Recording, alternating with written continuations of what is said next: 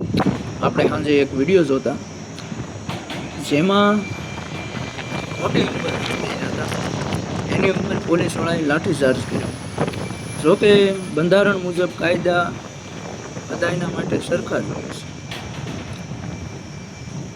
અને વાત રહી કાયદાની, તો એક ખેડૂત જે જમીનની અંદર દવા છાંટતો હોય, પાણી વાળતો હોય ને, એની ઉપર કાયદો સરખો છે. અને કોઈ એસી ઓફિસની અંદર ગમે ત્યાં બેઠો હોય ને કર્મચારી અથવા કોઈ સરકારી નોકરિયાત, એની ઉપર કાયદો સરખો છે. જે આ બધા પોતાના હક માટે લડે છે. અને તમે બધા મલકના રૂપિયા લઈ લઈને દાડિયા કરવા એ દાડિયુંમાં આવ્યા છો અને બધાને જધવાના. તમારી ઉપર કાયદો એટલો જ લાગુ પડે જેટલો કે આ લોકોમાંથી.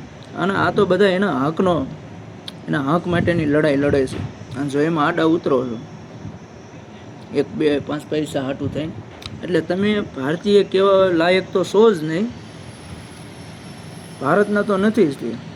આ જમીન માથે જન્મો હોય અને આ ભારતીયના નાગરિક માટે થઈને જો એના પેટની આડા ઉતરતા હોય તો તમારેથી કમાલીના કોઈ ન કહેવાય.